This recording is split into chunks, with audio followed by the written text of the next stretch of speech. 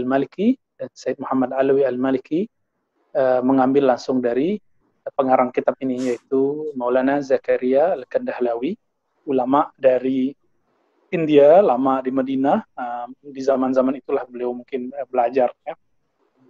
Jadi dulu perlu diketahui, bahkan sampai hari ini India, Pakistan sempat menjadi pusat kajian hadis di dunia. Jadi bukan hanya lokal mereka. Jadi dulu orang-orang Arab kalau mau belajar hadis, belajarnya ke India. Nah, di India itu seperti di Indonesia ada Jombang, Tebu Ireng, Ireng ya, saya lupa, susah nyebut nama Ireng gitu ya. Ada Jepara, Demak. Nah, mereka juga punya, misalnya Nizamuddin, ada Lahore dulu ya, sebelum pisah dengan Pakistan, ada Haidar Abad, ada juga misalnya yang paling terkenal itu Madrasah Duaiban, ya. Jadi rata-rata ulama ahli hadis dari India itu jebolan Madrasah Duaiban. Di sana mereka ngaji hadis, ngaji Sahih Bukhari, ngaji macam-macam. Seorang syekh itu, misalnya seorang ustadz, itu hanya misalnya ngajar 2 kitab Sahih Bukhari atau Muslim aja, dan itu bertahun-tahun sampai puluhan tahun, sehingga Sahih Bukhari dan Muslim itu mereka hafal, padahal itu kitab yang hadisnya lebih dari 4.000 ya, itu mereka hafal sudah. Jadi dari muda, mereka umur 20-an ngajar Sahih Bukhari, sampai sekarang misalnya umur 70-an masih sebanyak ngajar Sahih Bukhari. Jadi nggak perlu pakai kitab lagi kalau ngajar itu sebagiannya, sebagian masih. Jadi di sana masih ada orang-orang yang dapat gelar hafiz ya, hafiz dalam hadis. Tapi mereka tidak menggunakan gelar itu, lebih tertarik menggunakan gelar Maulana. Nah, maka di sini kalau kita buka covernya, ada gelarnya Syekhul Hadis, guru besar hadis, Maulana Muhammad Zakaria Al-Kandahlawi. Ya, gelar Maulana itu bukan sembarangan. Dalam tradisi ulama India, itu orang-orang yang belajar hadis sekian tahun, minimal 10 tahun misalnya, baru dapat gelar Maulana, Syekhul Hadis, Maulana, gitu ya. Begitu juga misalnya teman-teman jemaah tabligh itu mereka menggunakan kepada orang-orang yang sudah lama ngaji di sana, ustadznya dengan Maulana. Nah, itu boleh, walaupun cuma 3 tahun, 4 tahun, atau 5 tahun. Di dalam ilmu kerohanian, orang yang dapat gelar Maulana itu orang yang mempunyai keistimewaan dalam satu ilmu, baru dapat gelar Maulana. Maulana ini artinya bisa tuan guru kami, tuan guru mulia, ya. Kalau kepada Allah berarti Allah yang maha menjaga kami, gitu, ya. Jadi ini bisa disematkan kepada Allah. Allah boleh disebut Maulana atau Maulaya, bisa juga disebut kepada makhluk, ya. Ke Nabi juga boleh Maulana Rasulullah, guru juga boleh Maulana ini berdasarkan riwayat Omar, Sayyidina Omar, ini hadisnya sahih, memanggil Bilal Maulana, anta Maulana wa Maula Maulana. Engkau adalah Maula kami, Tuan kami, dan engkau adalah orang yang dimerdekakan oleh Tuan kami, yaitu Abu Bakar As-Siddiq. Ini sepintas tentang pengarang biar menyegarkan. Nah, beliau ini salah satu ulama, kalau di Indonesia ada mazhab Syafi'i, di sana mazhab fikihnya mazhab Hanafi, ya. Namun beliau punya kitab menjelaskan buku hadis Imam Malik, judulnya Al-Muwatta, dan itu berjilid-jilid besar, sehingga sekarang boleh dikatakan itulah buku tertebal, paling tebal dalam menjelaskan makna-makna kitab Imam Malik, ya. Lain waktu nanti saya cerita lagi tentang beliau. Sekarang kita masuk ke hadis 33. Sebelum hadis 33, sebelum pandemi, kita sempat membahas hadis yang ke-32 tentang talqin la ilaha illallah, ya. Talqin la ilaha, talqin artinya membimbingan. Dan ibu-ibu sebagian saya sudah bimbing membaca la ilaha illallah, dan talqin ini tidak hanya untuk orang yang mau meninggal. Nah, di sini kan ada bertanya di ujung hadis. Abu Bakar berkata, Abu Bakar, wahai Rasulullah, kaifa hiya lil ahya? Bagaimana mentalkin, membimbing zikir untuk orang yang hidup? Qala hiya ahdamu li dzunubihim. Nah, itu sangat bagus untuk bisa menggugurkan dosa-dosa mereka. Karena la ilaha illallah bisa menggugurkan dosa kita semua. Ini Jadi berdasarkan riwayat ini dan riwayat-riwayat yang sahih yang lainnya, bimbingan zikir untuk orang yang hidup seperti kita itu juga sangat dianjurkan dan bagian dari sunnah Rasulullah yang sebagian orang hari ini, bahkan para ustadz pun, para dai pun jarang mendapatkannya. Ya, lanjut, kemudian di ujung sebelum hadis 33 ada beberapa kalimat yang dibaca oleh para ulama. Ada namanya Imam Zubaidah. Imam Zubaidah ini karena kalimat ini diampuni oleh Allah dalam kuburnya. Apa itu? Coba lihat di halaman 505 itu ya. Ada kalimat La ilaha illallah ufni biha umri. La ilaha illallah, aku tuntaskan, aku habiskan umurku dengan bacaan La ilaha illallah. La ilaha illallah adkhulu biha qabri. La ilaha illallah, aku masuk ke dalam kuburku. La ilaha illallah akhlu biha wahdi. Ya. Nah, ini ada tambahan. La ilaha illallah, aku habiskan berkhalwat menyendiri dalam hidupku sendiri. La ilaha illallah alqa biha rabbi. La ilaha illallah, aku bertemu dengan kalimat ini, la ilaha illallah, dengan Rabbku, dengan Tuhanku. Dulu di kampung-kampung, bahkan sampai sekarang di beberapa wilayah di Sumatera, di Aceh, di Medan, di Riau, di Sumatera Barat, sampai ke Palembang, ya, sampai ke Lampung, bahkan juga nyebrang ke Banjar, ya, Banjarmasin, orang Banjar, sampai ke Makassar, dan juga beberapa pesantren di Jawa, Banten, Sunda, Betawi, itu menyebut ini ratib la ilaha illallah. Ya. Yaitu la ilaha illallah ufni biha umri. Saya masih dengar beberapa ibu-ibu pengajian kalau lewat satu masjid baca ratib ini. Ya. Nah, ini kalau memahami maknanya dengan baik, baru disebut mengampuni kita. Baik, sekarang kita masuk ke hadis yang ke-33. Ya. Mari kita baca lagi surah Al-Fatihah. Semoga Allah mendamaikan kolbu.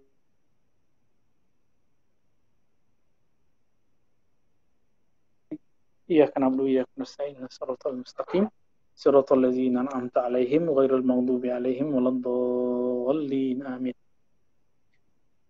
Dengan sanad kami tadi dari Syekh Amin Al-Qurdi, dari Said Muhammad Ali Maliki, dari Maulana Zakaria, beliau meriwayatkan dari Abu Dzar Al-Ghifari. Qala qultu Allah ausini. Jadi Abu Dzar radhiyallahu taala anhu bertanya kepada baginda Rasulullah SAW, wahai Rasulullah, tolong nasihati saya. Aminal sanati la ilaha illallah. Aku idza amilta sayyatan fa'imuha. Nabi menjawab, jika engkau melakukan satu perbuatan yang buruk, yang salah, dosa, maka iringilah dengan berbuat kebaikan. Niscaya kebaikan itu akan menghapus yang buruk. Ilustrasinya, kalau kita ngotorin piring, lalu kita kasih air keran, dia bisa bersih. Kalau kotorannya tidak pekat, tidak parah. Tapi kalau kotorannya parah, dia mesti pakai obat. Ya. Lalu qultu, Abu Dzar bertanya kepada Rasulullah, wahai Rasulullah, aminal hasanati la ilaha illallah. Apakah bacaan la ilallah bagian dari hasanat, kebaikan-kebaikan yang bisa menghapus keburukan, dosa-dosa? Qal, Nabi menjawab, iya, afdolul hasanat. Ini adalah kebaikan yang paling tinggi. Nah, hadis ini diriwayatkan oleh Imam Ahmad, ya, juga oleh imam-imam yang lain, ya, dan riwayatnya sampai derajat hasan lah. Bahkan beberapa imam seperti Imam Suyuti mengatakan hadis ini sahih. Jadi kalau diulang cerita, Abu Dzar datang ke Nabi bertanya, wahai Rasulullah, tolong nasihati aku. Nabi kemudian mengatakan, kalau kamu berbuat buruk, langsung iringilah dengan berbuat baik. Niscaya kebaikan itu akan menghapus keburukan. Lalu Abu Dzar bertanya, wahai Rasulullah, apakah la ilallah termasuk bagian kebaikan yang menghapus keburukan? Nabi kemudian mengatakan, oh, justru itu adalah kebaikan yang paling tinggi, yang paling cepat menghapus keburukan-keburukan. Ibu-ibu semua mungkin kita menyadari, ya, sadar bisa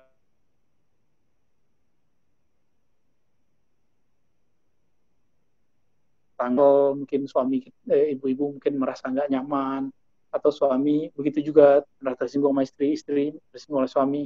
Uh, yang hal-hal yang seperti ini walaupun remeh, tapi ini kalau numpuk berbahaya. Nah, gimana cara untuk menghabiskannya? Selain minta maaf, maka kita juga bisa membersihkannya dengan la ilaha illallah.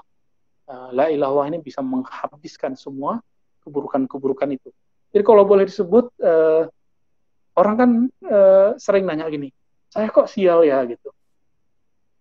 Nggak usah datang ke dukun, ke ustadz, ke kiai untuk buang sial. Kalau mau buang sial, bacalah la ilaha illallah. Saya udah ajarkan tekniknya waktu di Musola Babul Jannah ya. Harapan saya itu diamalkan setiap hari, termasuk zikir menyebut nama Allah Allah ya.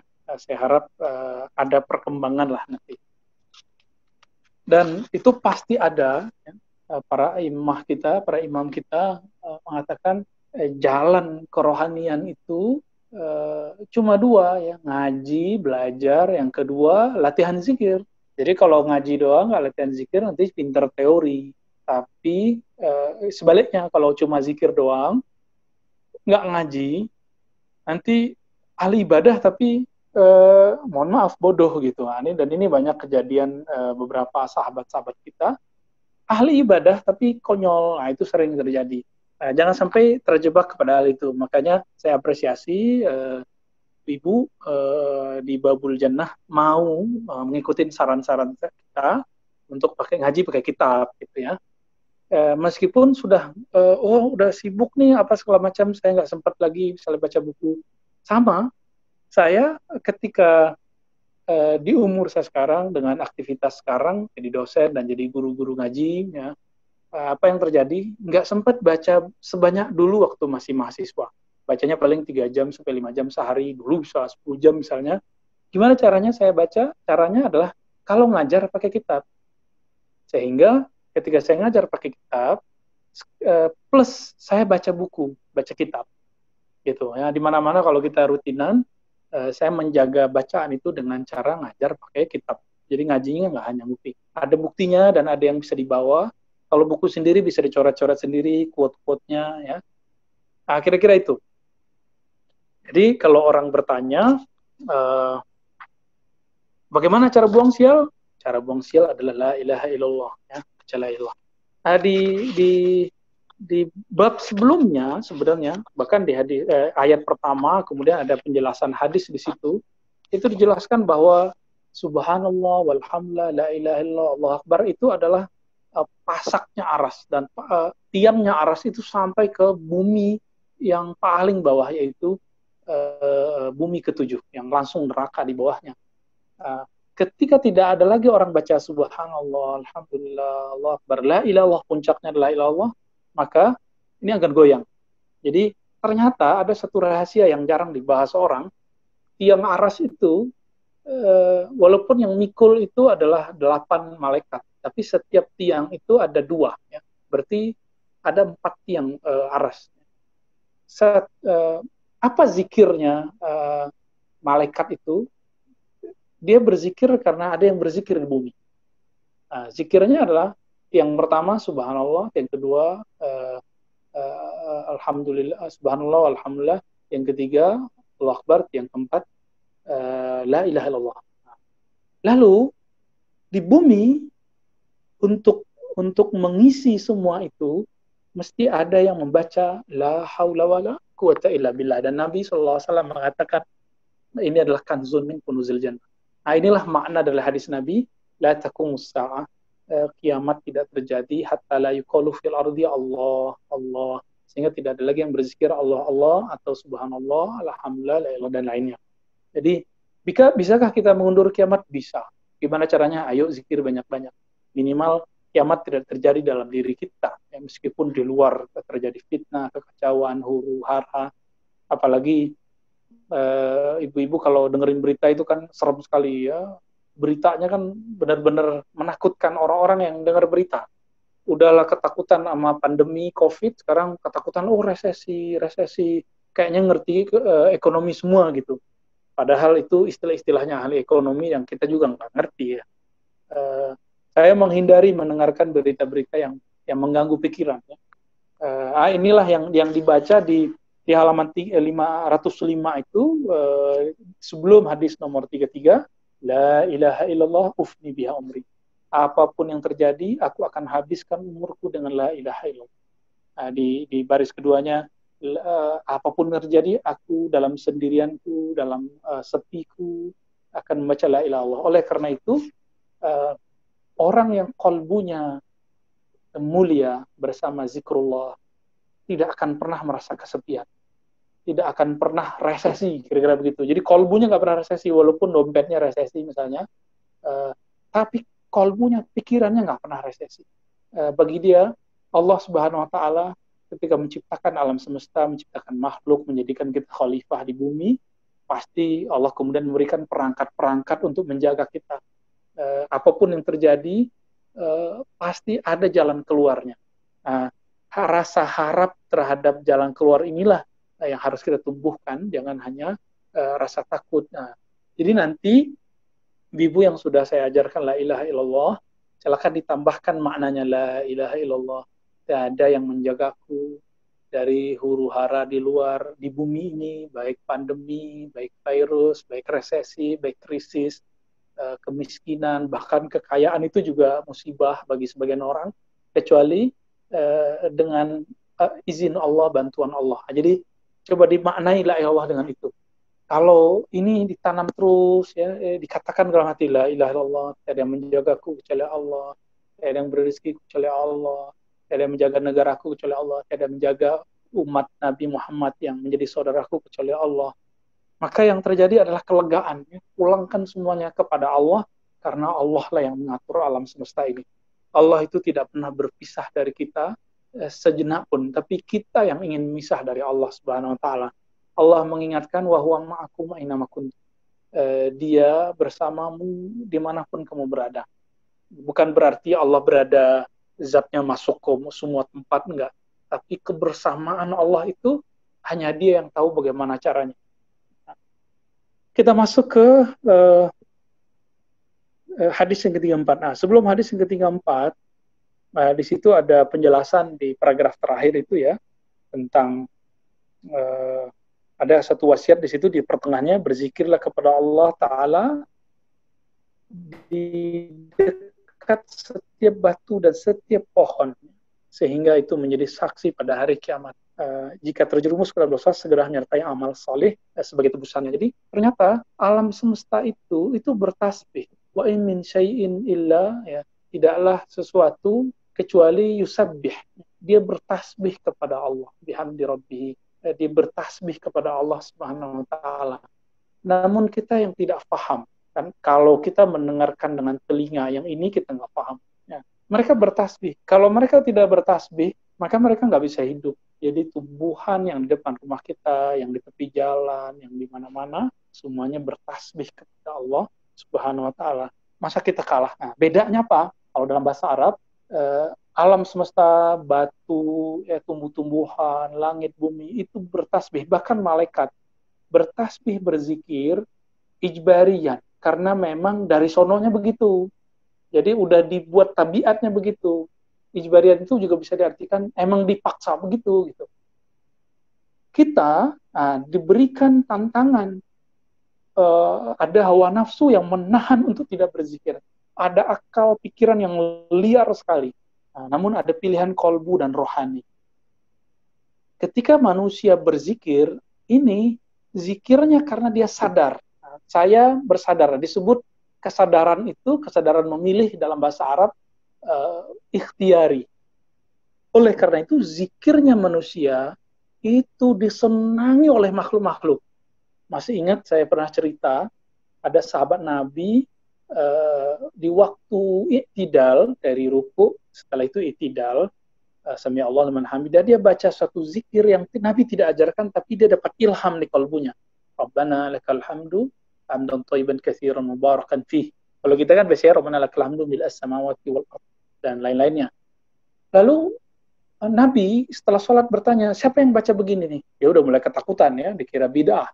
Apa yang terjadi? Ternyata Rasulullah SAW mengatakan, aku melihat 12 malaikat, di riwayat lain 40 malaikat uh, berpacu mengerubungi kalimah itu diangkat ke langit. Bayangkan. Kenapa? Karena manusia membaca zikir, dia sadar dan dia berjuang melawan hawa nafsunya. Jadi ketika Bapak Ibu, ibu-ibu ini berzikir, baca la ilaha illallah dengan hati ya, dengan kalbu, rata-rata yang kalau sudah zikir dengan ditalkinkan, dibimbing, punya akan hidup. Nah, apa yang akan dirasakan adalah getaran-getaran di kalbu, ya, hunjaman ke dalam jiwa, dan saya lihat hampir rata-rata waktu kita zikir sudah merasakannya. Ya.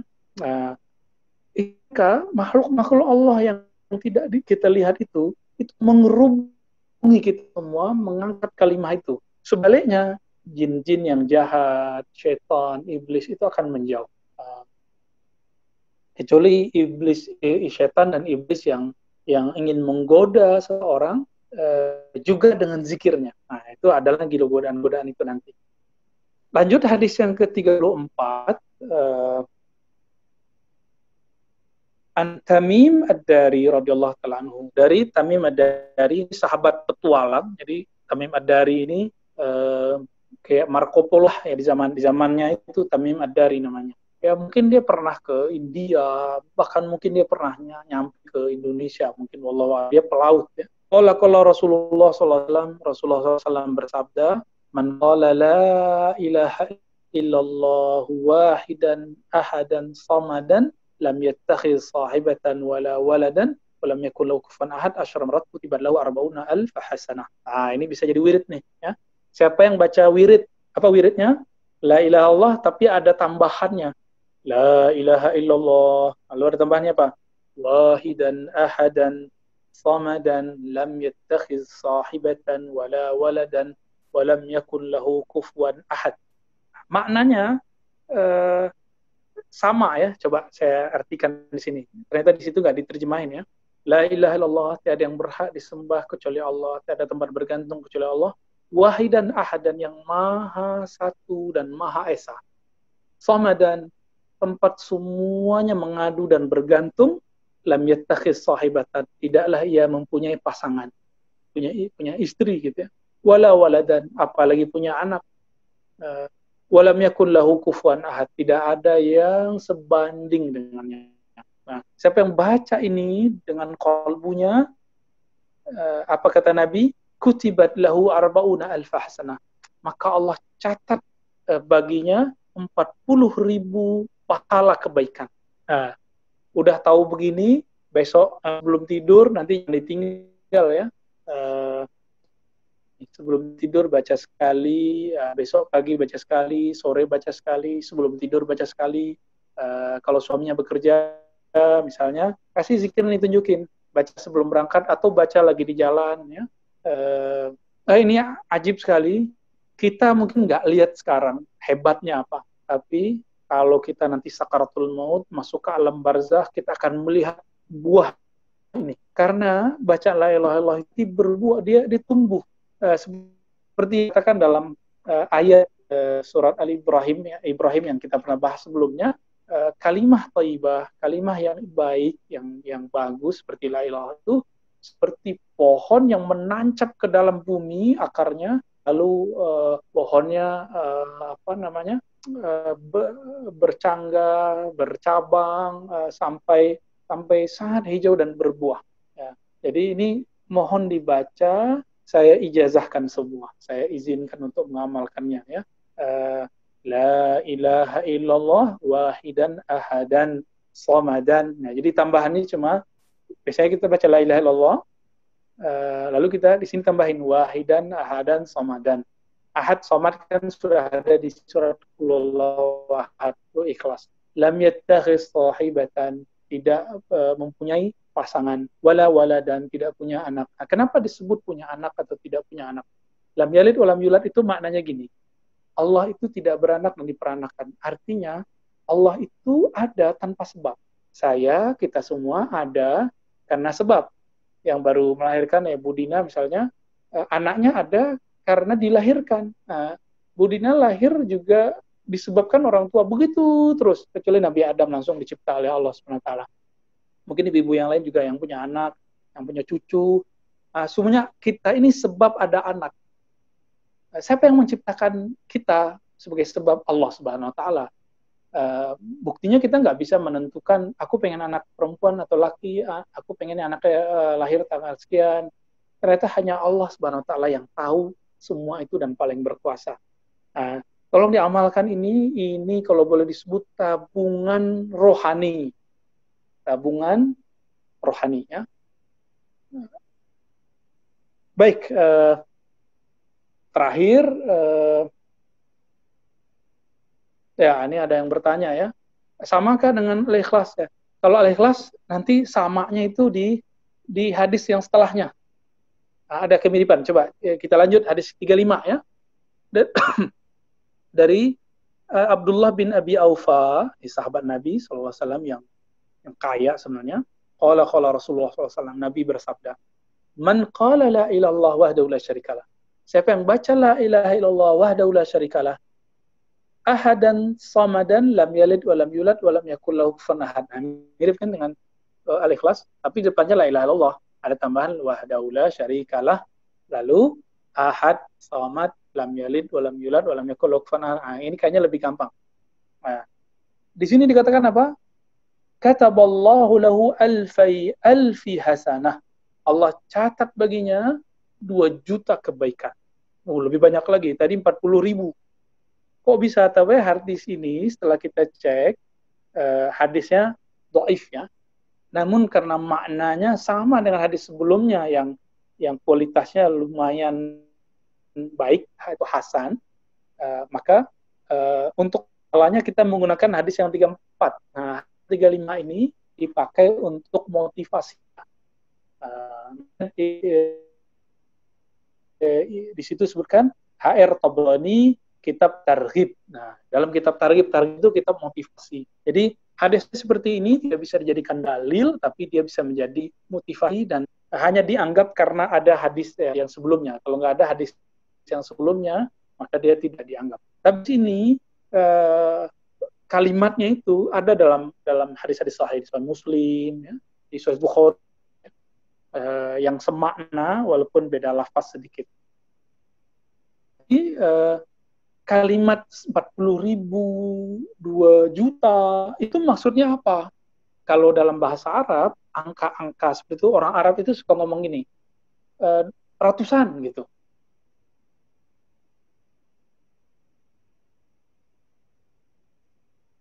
Kecuali 7. Kalau disebut 7 oleh orang Arab, itu benar-benar 7.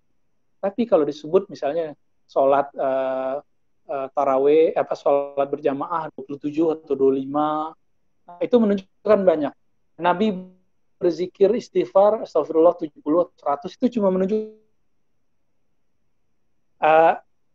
Tapi memang hadis yang nomor 35 ini menjadi sasaran empuk kalangan yang tidak suka dengan kitab ini, lalu kemudian ini nih hadisnya dhaif nih, lemah nih gitu. Padahal ya hadis ini hanya boleh untuk memotivasi, tidak bisa dijadikan sumber dalam beramal. Yang jadikan sumber beramal hadis yang 34-nya dan 33-nya ya, hadis nomor 33. Intinya sama kok isinya. Jadi saya akan juga bimbing nanti menjelaskan hadis-hadis yang sahih, yang tidak sahihnya. Oke.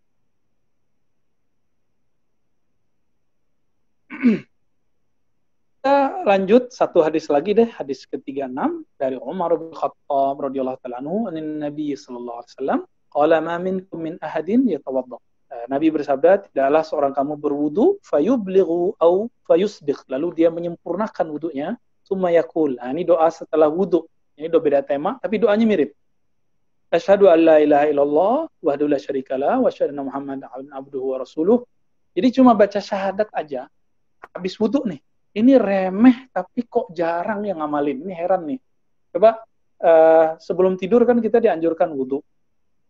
Coba ibu, bapak ya, ketika di rumah, bahkan kalaupun udah sentuhan dengan pasangan nggak masalah, kecuali nanti mau sholat wudu lagi. Tapi kalau cuma mau baca Quran, sentuhan suami istri nggak ada masalah.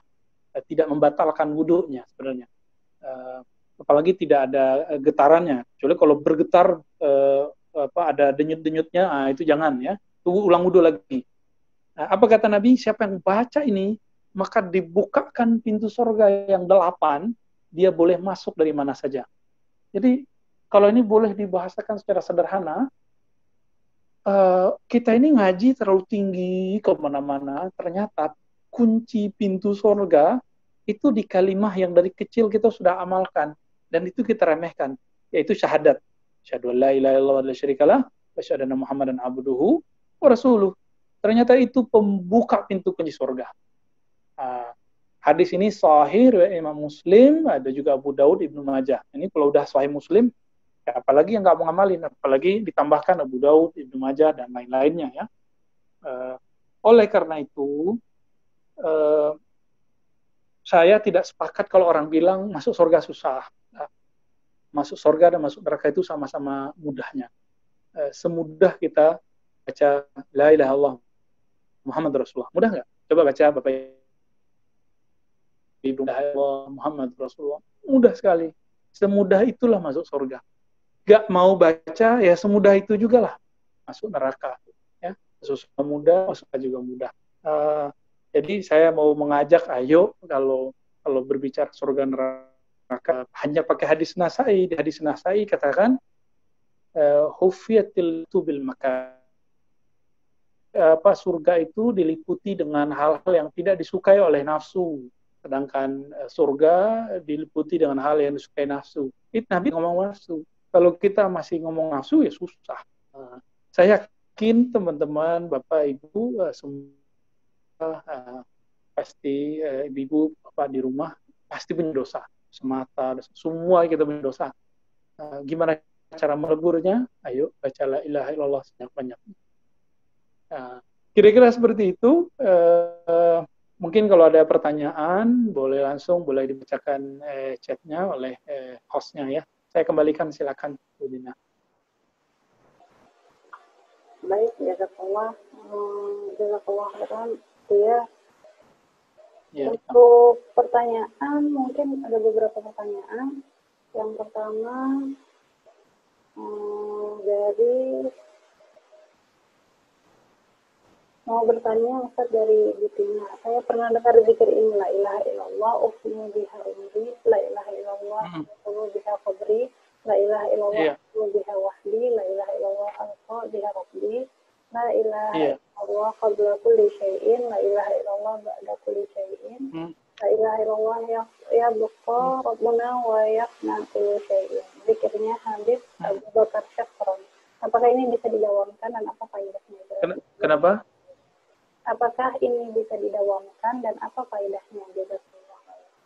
Iya, itu sangat bagus diamalkan, dan ini warisan dari ulama-ulama kita dulu di Haramain, Makkah, Madinah. Mereka banyak ngamalin ini dulu, termasuk Muhammad bin Abdul Karim Samman, ya, guru dari Syekh Abdul Samad Palembani, guru dari Syekh Muhammad Arsyad Al-Banjari, itu mengamalkan ini. Oleh karena itu, murid dari Syekh Arsyad Al-Banjari menulis perukunan dulu di Melayu, itu ada namanya perukunan Melayu, dan dibaca juga di Nusantara, baca semualah ya. Semua kan kita sebut ini ras Melayu, cuma nanti beda sukunya, kita nggak boleh rasis ya. Di situ ada perukunan dan ada ratib la ilaha illallah. Bacaan-bacaan tadi itu ada yang mirip bacaannya, terutama 4 yang pertama itu sama semua. La ilaha illallah ufni biha umri. Waktu saya kecil saya juga dapat dulu di daerah kami, dulu di Sumatera Barat, ada syekh namanya Syekh Abdul Qadim, dia belajar kepada Syekh Abdul Rahman Kumango yang ngambil zikirnya langsung ke Makkah, langsung ke Madinah. Itu mengajarkan ratib 10 gitu, karena dia 10 kalimat. Itu sangat bagus dibaca. Apa faedahnya? Faedahnya seperti dikatakan oleh Zubaidah, setelah wafat Zubaidah itu, ini mubasyarat namanya, ini bukan bab hukum, ini bab mubasyarat, kabar gembira, dan ini biasa dalam kitab-kitab ulama-ulama hadis. Setelah wafat itu biasa begini, baik itu yang dulu salaf ataupun khalaf, ya, baik yang salafi tidak salafi itu sama, mereka mengalami hal ini. Jadi bukan kita mengambil dari mimpi ya. Zubaidah ini setelah wafat dimimpiin orang. Imam Ibnu Qayyim dalam kitab Ruh mengatakan kalau ada orang meninggal lalu diimpiin, mimpinya itu benar. Lalu ada orang bertanya, bagaimana keadaanmu Zubaidah? Dijawab oleh beliau, aku telah diampuni Allah karena lafaz tadi, la ilaha illallah ufni biha umri, la ilaha illallah adkhulu biha qabri, la ilaha illallah akhlu biha wahdi. Namun, Bapak Ibu, ketika kita baca satu zikir, kalau dia bukan dari Quran, saran saya mesti faham maknanya. Jadi kalau baca doa zikir-zikir yang bukan dari Quran, kalau la ilaha kan dari Quran, tambahannya bukan dari Quran. Saran saya harus ada terjemahannya dan maknanya, sehingga ada maknanya di dalam kalbunya, ada maknanya dalam kalbu. Oleh karena itu, ulama kita udah sepakat, selain wirid-wirid zikir Quran, mesti ma'al fahmi, mesti ada pemahaman. Makanya saya mungkin udah kirim kali ya, kumpulan ratib yang ada maknanya, ada terjemahannya. Ratib al-Adar, Ratib al-Athos, itu sudah ada terjemahannya. Kalau belum, nanti kita kirim ulang, nanti insya Allah. Kalau nggak paham satu wirid, kalau dia bukan dari Quran Sunnah, udah kembali ke la ilaha illallah Muhammad Rasulullah, selesai. Subhanallah, alhamdulillah, akbar, udah. Sholawat udah beres itu, cukup. Nggak usah yang aneh-aneh. Zikir yang ini sudah banyak terjemahannya, silahkan dilanjutkan. Tadi yang nanya Butina ya. Bahkan bisa di Indonesia kan, la ilaha illallah, aku habiskan umurku dengan la ilaha illallah. Artinya, lafaz naik la ilaha illallah, nafas turun la ilaha illallah. Kalau orang sudah begini, nanti pasti masuk kuburnya baca la ilaha illallah. Malaikat mau nanya, kita udah baca la ilaha duluan. Malaikat nanya, man rabbuka? Kan malaikat Munkar Nakir ini kayak robot, kayak ya security barzakh lah. Atau kalau kita masuk ke hotel tuh ada resepsionis atau apa gitu, dia nanya-nanyain, tukang nanya, dan dia nggak kenal siapa yang ditanya. Jangankan itu, Jibril dan Nabi Muhammad SAW ketika naik ke langit, itu penduduk di langit nggak kenal, cuma tahu nama. Apa kata penjaga pintu langit? Kamu siapa? Bersamamu siapa? Jibril mengatakan, saya Jibril, bersama saya Muhammad. Nah, baru dibuka pintunya. Apalagi kayak kita. Nah, ketika nanti Munkar Nakir nanya, man rabbuka, siapa Tuhanmu? Ya, kita udah langsung jawab la ilaha illallah. Nah, jadi siapa yang membaca ini, la ilaha illallah adkhulu biha qabri. Kalau dalam beberapa lafaz tuh, unisu biha qabri, aku jinakkan pertanyaan-pertanyaan dalam kubur ya. Kalau dalam kitab kerukunan begitu bahasanya. Insya Allah, Allah akan langsung bantu dia menjawab ketika malaikat bertanya. Bahkan malaikat nanti kaget-kaget itu. Ya. Semoga kita diberi kemudahan untuk melazimkan baca la ilaha illallah dalam hati. Sebesar apapun dosa, ayo kita baca la ilaha illallah. Insya Allah Allah jaga kita lah nanti. Ya, lanjut pertanyaannya. Ada pertanyaan lagi ya, apakah ketika berzikir itu yang lebih penting memahami makna zikir yang kita sebut di lisan atau dalam hati, atau kita langsung berzikir saja tanpa perlu memahami artinya? Dari Bapak Geri. Ya, zikir ada dua. Ada zikir menyebut, ada zikir mengingat. Nah, zikir yang paling tinggi adalah zikir mengingat. Karena mengingat itu arti ada pemaknaan di situ. Yang membedakan antara mukmin yang aqilun, yang berakal, dengan mukmin yang ghafilun, yang lalai, cuma di mengerti makna. Bukan mengerti terjemahan loh ya, Bapak Ibu. Kita pahami maknanya, bukan menerjemahkannya. Jadi jangan lagi menerjemah lagi zikir. Kita rasakan aja. La ilaha illallah, aku tidaklah menyembah kecuali Allah. Aku tidak bergantung kecuali kepada Allah. Rasakan hunjaman-hunjaman itu dalam hati. Ini yang dimaksud memaknai. Kalau boleh kita sebut meresapi. Jangan menerjemah la ilaha, la tidak ilaha Tuhan, illa kecuali Allah, Allah, ufni, aku, itu repot nanti. Yang capek nanti otak. Jadi kalau berzikir, otak itu cukup dia menyimpan memori-memori makna, lalu dirasapi pakai kolbu. Nah, ini yang disebut berzikir dengan zauk, dengan rasa gitu ya. Jadi yang afdol zikir-zikir aja atau kemudian memaknai. Zikirnya memaknai lalu panjang gitu. Nah, itu yang afdol. Nah, semoga kita bisa seperti itu. Dan Nabi SAW adalah contoh yang luar biasa. Beliau sepertiga malam terakhir itu pasti bangun, dan bergabung terakhir ya 1 jam 2 jaman lah, atau 2,5 jam. Ya, tafadhol lanjut. Pertanyaan lagi dari M. Ihsan, Bapak M. Ihsan. Assalamualaikum Buya, samakan zikir yang tadi dengan membaca surat Al-Ikhlas sebelum tidur. Ya Allah, masih juga di. Kenapa? Samakah zikir yang tadi dengan membaca surat Al-Ikhlas sebelum tidur? Oh, beda ya. Al-Ikhlas fadilahnya adalah sepertiga Al-Quran. Insya Allah. Lalu inti dari Lagi Al-Quran nge-zoom. itu Qul Wallahu Ahad, ya. Kemudian kita Nabi mengajarkan agar menggabungkannya dengan la ilaha illallah. Jadi meramu zikir itu adalah salah satu keistimewaan Nabi. Dan juga kemudian beberapa sahabat mendapat ilham seperti yang saya sebutkan kisahnya tadi, ya. Sayyidina Abu Bakar, Sayyidina Umar, Utsman, Ali, itu mereka bisa tuh menginovasi zikir. Ya. Begitu juga nanti para ulama-ulama, ya. Oke, mohon di-unmute lagi, mohon maaf, ya.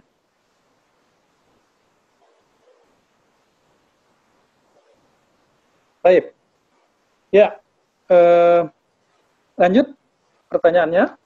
Jadi kalau saya tegasin lagi, ya. Jadi baca Al-Ikhlas itu sepertiga Al-Quran. Kalau baca 3 kali sama dapat pahala Al-Quran.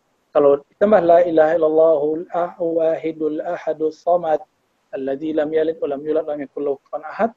Nah, ini dapat faedah yang berbeda lagi.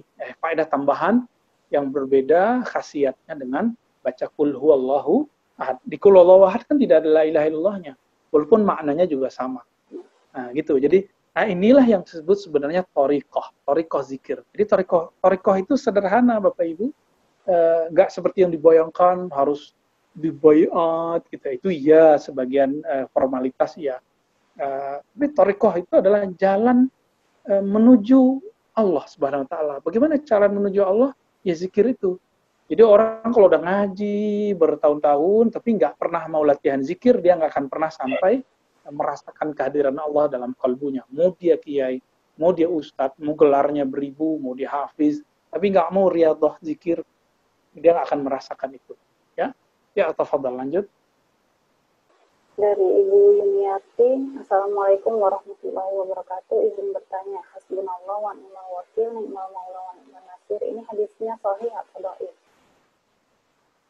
Ya, tentang hasbunallah yang saya dapat hadis sahihnya hasbunallah wa ni'mal wakil dan hasbiallah. Ya, ada hasbunallah wa ni'mal wakil, ada hasbiallah wa ni'mal wakil, ya. Adapun tambahan yang berikut itu tambahan dari ulama juga, karena ulama kita itu dapat otoritas untuk meramunya, ni'mal maula, ni'mal nasir. Namun yang secara nabawi dari Nabi SAW 2 kalimat itu, bahkan itu Quran nih, ada di Quran. Misalnya kalau hasbi Allah itu ada di surat At-Taubah 2 ayat terakhir.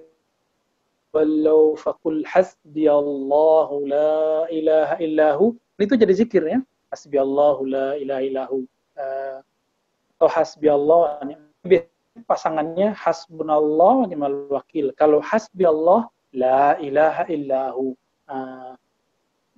Ini boleh diamalkan karena itu lafaznya dari Quran, ada dari sunnah Nabi, dan itulah senjatanya Nabi Ibrahim ketika beliau menghadapi ujian berat, yaitu mau dilempar ke api. Nah, kalau bahasa rohaninya, jika Nabi Musa diangkat rohaninya kepada Allah saat di Tur Sina, atau di saat membelah lautan, Nabi Yunus saat tenggelam ditelan oleh ikan nun namanya, maka Nabi Ibrahim isinya adalah saat beliau di dalam api. Apa wirid beliau? Hasbiyallah wa ni'mal wakil atau hasbunallah wa ni'mal wakil. Nah, ini kan corona, resesi, krisis, ini kan bagian dari ujian-ujian kita. Coba amalkan ini pagi 7 kali, sore. Insya Allah Allah akan mengademkan hati kita, menyejukkan hidup kita, insya Allah. Ya, tafadhol. Mungkin dia unmute lagi. Ya, bisa.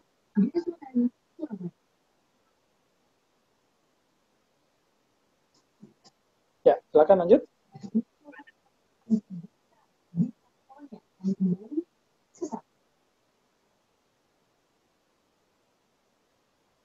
Ada pertanyaan apa lagi, Bu Dina? Satu lagi, Ustaz. Beberapa tahun yang lalu saya sering mengamalkan yang bacaan la ilaha illallah wahidan ahadan dan seterusnya 10 kali setiap kali sholat. Namun saya dengar itu hadisnya dhaif, tapi ternyata itu sahih ya Ustaz dari Ibu Adis. Hadisnya hasan ya, hadisnya hasan. Bahkan ada maknanya yang sahihnya di hadis-hadis yang lain ya. Gini, yang punya otoritas mengatakan ini hadis tidak sahih, ini cuma ahli hadis. Ustadz-ustadz yang tidak mengaji hadis secara bersanad, maka tidak perlu didengarkan komentarnya terhadap satu hadis. Termasuk saya misalnya, kalau saya bukan ahli sanad, nggak usah dijadikan pertimbangan. Seperti kita kalau sakit, kita datang ke dokter, jangan datang ke dukun, jangan datang ke ustadz gitu. Kalau sakit ya datang dokter, dokternya sakitnya apa, data listnya. Kalau dokter umum misalnya komentar terhadap penyakit kita sebenarnya case-nya beda, harus datang ke dokter.